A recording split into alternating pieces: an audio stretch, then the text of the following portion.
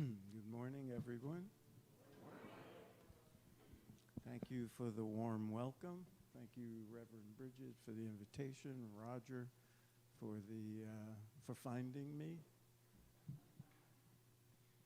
I have to confess, I just moved back to the Northeast after 40 years in LA, and I'm still trying to wrap my head around that it was 25 degrees colder a month ago when I came here than it is today. Yes, we live in crazy times, as I'm sure all of you are quite aware. I don't have to list the reasons. But it's also a mistake to think we've never lived in crazy times before, or that this is the craziest time. In a certain sense, it's always crazy times. And in any of our lives, even when the world seems relatively sane, we can go through crazy times, difficult times, unpredictable times, chaos. And so what I'm going to say and what we're going to talk about this afternoon and experience this afternoon is relevant at any time, but especially in really crazy times when everything in the news seems so disturbing. Back during another period of crazy times, when we thought things couldn't possibly be any crazier, namely the late 1960s, for those of you who are old enough to remember, or whose parents and grandparents told you about. Back then, I was a young man on a spiritual search, didn't know it was a spiritual search until I started finding things. But during those early days of my spiritual path, I gleaned wisdom wherever I could find it, and I was very eclectic in my reach. But the discovery of the Bhagavad Gita was a crucial moment, and there were certain passages that sort of hit me like thunderbolts and became guideposts in my life, and to this day remain. And one of them was a passage where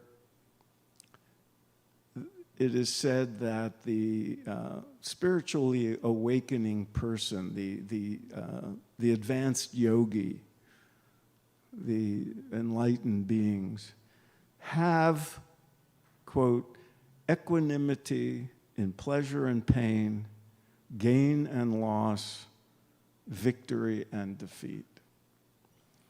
And when I read that, my reaction was, I want me some of that. I want equanimity. Give me some. I want that inner calm, the stability, the unshakable stand that the word equanimity implies. I remember looking it up. What the hell does equanimity mean? Well, yes, okay, I want that. I need that. I was a mess. And we all need that. That's what we aspire to. We want to remain calm and centered and grounded in the midst of whatever's going on in our lives. We need it for self-protection, for the mind, the body, the soul, and we need it because we want to stay sane and grounded so we can act more effectively and counter whatever's going on personally or in the world. However, in my youthful zeal and idealism, one of the many mistakes of interpretation I made back then, and I later realized is a pretty common mistake, was that subconsciously, out of some wishful thinking probably, subconsciously I took that passage to mean that eventually, with practice, as I evolve on the spiritual path, there would be no pain. There would be no loss. There would be no defeat. Well, you know, imagine my surprise when you know, stuff would hit the fan and things would happen, and I'd say, you know, wait a minute, I'm in a yogi for 6 months now. You know, it's like, I should be free of all this. Life should just be, you know, bliss all the time. And then I would have the same thought after 2 years or 4 years or 6 or whatever. But the promise of having that, of having equanimity in the midst of it, so somehow I didn't want any of it. You know, I didn't want any of the pain or the loss. But after a while, you know, you come to realize, no, life isn't that way. Don't be shocked that you're a spiritual person and stuff is going to happen. And you'll be hit by loss, illness, chaos, crises, heartbreak, betrayals, the stuff of life. The world is going to be the world. Karma is going to be karma. Life on this bizarre planet is going to be life with all its ups and downs and all its shakeups and all its surprises. But the promise wasn't that those things wouldn't happen. The promise was you would have more equanimity in the midst of it all. That was a tough one for me to accept because I didn't want any of that. But then you learn life is life. There's going to be ups and downs, trials and tribulations, the slings and arrows of outrageous fortune, as Shakespeare put it, to one degree or another. But the promise was real because I noticed, and I've since, you know, interviewed many hundreds of people and who've all reported the same thing, and there are actual data. So you may be shocked that your ongoing spiritual growth occasionally is disturbed by a temper tantrum or fear or worry or anxiety or apprehension or self-pity or any of the annoying emotions that arise in response to things of the world. But after a time, and you may have noticed this yourselves, you realize there's improvement. I stuck to my spiritual practices and learned new ones because the evidence bore out enough. There was enough evidence to keep me going. And that promise of equanimity in the midst of loss and pain and defeat and all that, I saw enough of that to think, well, it's a gradual process. You stick at it, you learn, you grow. So I saw glimpses of, and you know, that I did remain a little bit more calm. I didn't lose it all the time. And here it is, 50 some odd years later, and I'm still surprised when I get upset. You know, just if my wife were here, she'd be nodding like, you know, she couldn't be with us today, but she, you know, maybe she's watching the live stream and going, yeah, you know, do as he says, not as he does. But it improves. And that's critical. The path is long and windy, but it moves steadily upward. If you stick it out, if you stick to your practices and your awareness expands and your inner calm grows. And the other thing I noticed is that, and still do, I recover more quickly.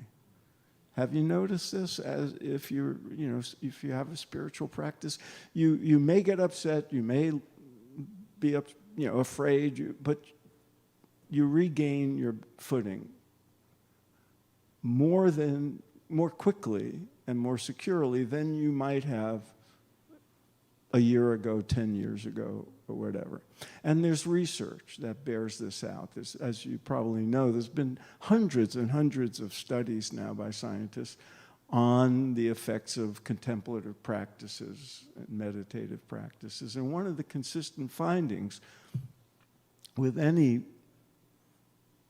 people who practice consistently an effective method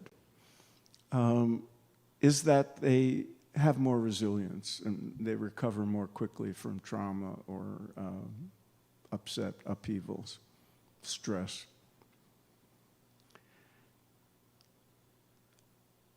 This is really worth remembering because it's an incentive to engage with spiritual practices. The yogis have a metaphor for it that I've always remembered. When you're just starting out on the path, or you're at a lower level of spiritual evolution, life's events leave impressions on you and what we would call the nervous system that are like a line etched in stone. They cut deep and they are hard to get rid of, hard to overcome. They last a long time. As you move along the spiritual path, the life's events create impressions that are more like a line in mud or dirt. They can be deep, but they'll go away more quickly, and they can be erased more quickly. You can get past them. And in time, they say, like a line drawn in water. And ultimately, a line drawn in air. Equanimity doesn't get shaken. The inner peace doesn't get shaken. And you think, well, how is that possible? Well, it's possible because, as you know and you just heard, we have peace within us already. We have within us what I like to call a sanctuary of peace at the center of our being. And I've used that term many times, but every time I do, I think, it doesn't, it's a nice term, and it's useful. I have a sanctuary within. But sanctuary implies a place. Like something has to be built, created, or found, located. No, what we have within us is what we are. Peace is our nature. Equanimity is our nature. Unshakability. Beyond the changes of the world, beyond the ups and downs and the upheavals, that infinite, eternal presence is our nature. It's what we are, not something we have to find. And all the sages of all the world's traditions have told us that repeatedly. And they're not telling us you have to find something or locate something. They're not saying, follow me, I'll take you someplace where you'll have peace. They're telling us you already are that. You have that. You don't have it, you are that. We are eternal beings. And our nature is bliss and happiness and joy. The other stuff, the fill, the personality, the speech patterns, the background, all that stuff we think of as our individuality, that's the overlay on the central core of our being, which is eternal, unshakable presence. The practices are not to take you someplace, they're to eliminate the obstacles to what already is. They're like, there's 1,000 metaphors for this, but like lifting the veil, lifting the shades to reveal the sun that was already there. Wiping the soot from the lampshade to reveal the light that's already there. We are light. And we need to have methods and practices that reveal what we already are. And that's how we begin to maintain that equanimity and peace and stability in the midst of crazy world. That's how we stay sane. This is not a form of escape. It's not turning your back on the world. It doesn't mean, hey, I'm at peace so I don't have to vote. I don't have to care about any of this. I'm fine. No, it means this sanctuary of peace, as I call it, is also a fortress of strength. And we need strength as well as equanimity and peace and calm. I'm a big sports fan, and I was watching the World Series, and I always admired those athletes who, when the pressure is really on, when things are, they're the ones who you give the ball to. Soldiers, CEOs, fire people, first responders. These are people who maintain some calm in the midst of the most harrowing circumstances. I always wanted to be one of those people. It's hard enough to, deal with bad weather or, an argument with my wife. But that's what we aspire to, and that's what we already have if we allow ourselves to access it. And the spiritual practices are designed for that. I love that the word today is balance, because that's what we're after. We're after balancing the inner and the outer, to spiritualize our life in the world so the deepest and best parts of ourselves, what we truly are, comes out and brings all those goodness, those qualities of goodness, the ones we most want to bring to the world, out into the world. And so there's two approaches to this, two ingredients that I think are essential to a good spiritual life in general and to the enterprise of staying sane in a crazy world. And that's what, if I'm allowed to promote my own workshop this afternoon, that's what we will focus on this afternoon. It will be very practical.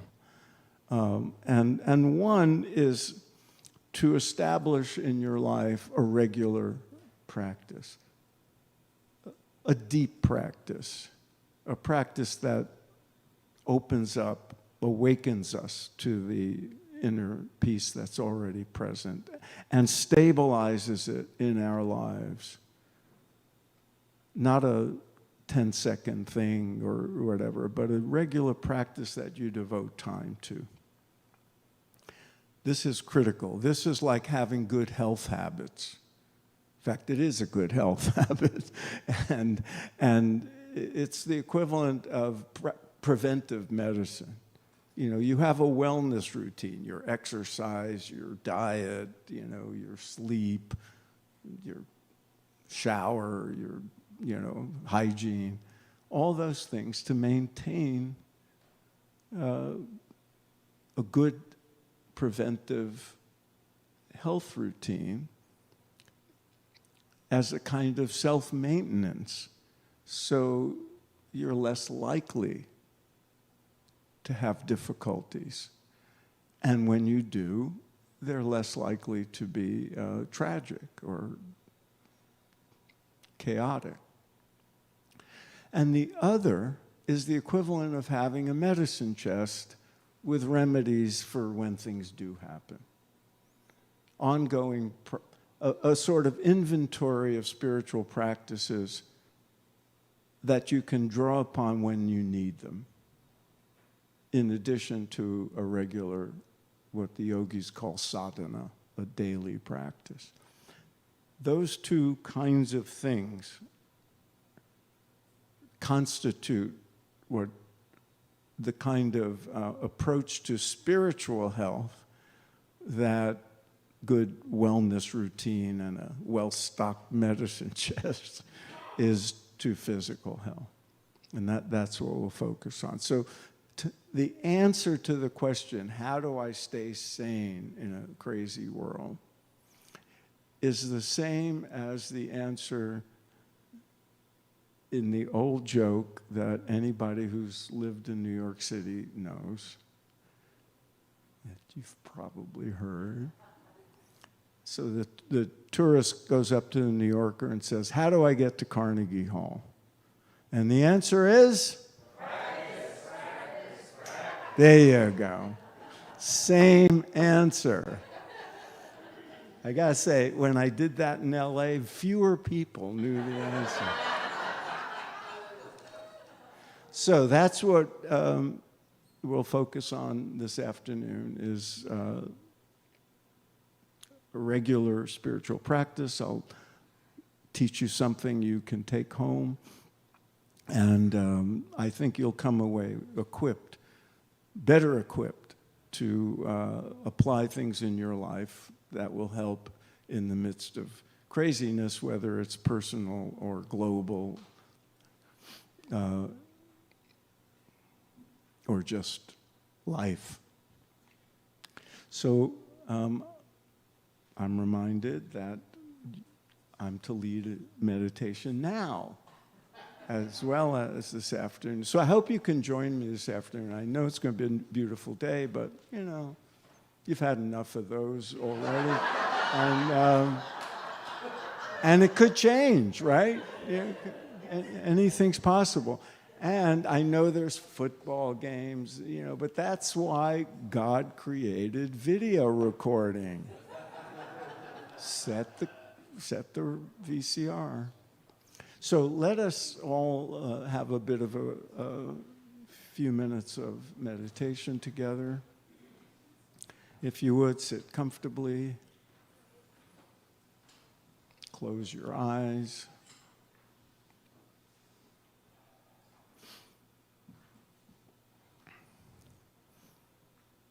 Allow your attention to go within. And notice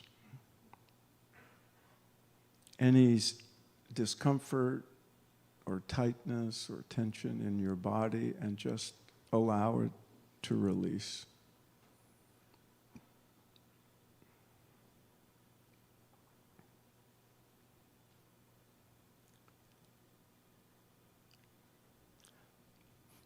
And allow the quietness, the calm that's already present to come forth as the disturbances in the mind and the body settle down, like ripples on a pond on a windy day. Just let them be, and they will settle down.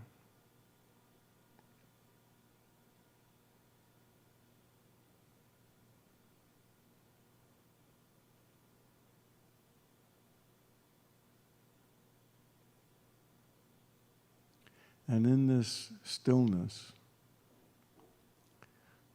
allow your attention to come to the center of your chest, the area around the heart, the energy center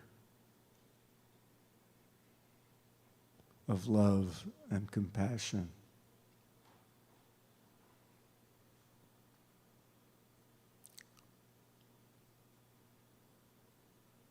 And imagine,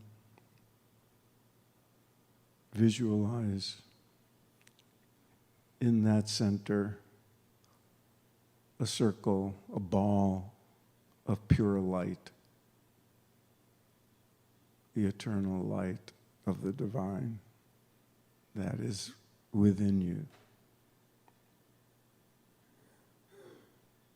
whose nature is love, whose nature is goodness.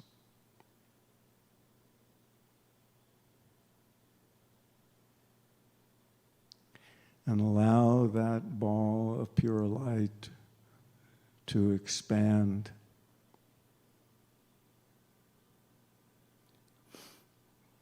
so it fills your belly and your pelvis and extends down through your thighs and your lower legs and your feet, and expands upward from the heart to fill the chest and the shoulders and your arms and hands, your throat, neck, your face, your head, your whole body filled with light.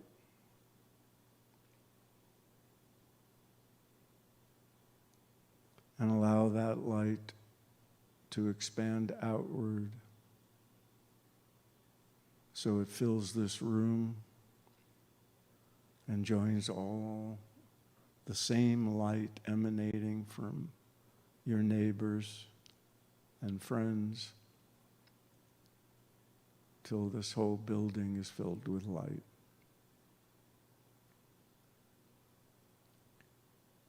And expand it outward so it fills this city and this state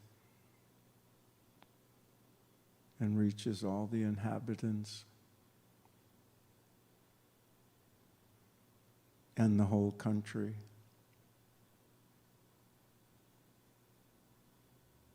And all of North America. And outward over the oceans and fills Europe and Africa and South America and Asia and all the islands and all the oceans and the entire planet. And the entire solar system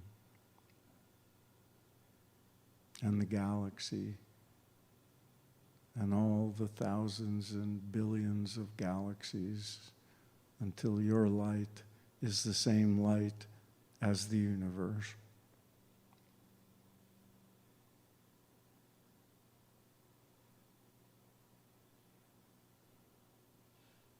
And now bring your attention back to your body.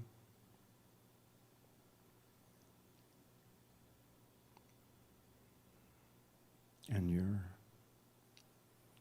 weight on the chair.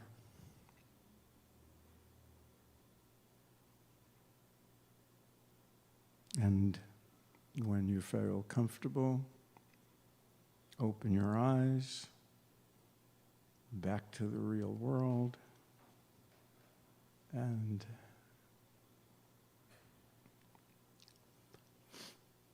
rejoin the congregation. So I hope to see you all of you, or at least many of you, this afternoon. We'll have a couple of hours together, 2.5, and I will now turn it back over. Thank you.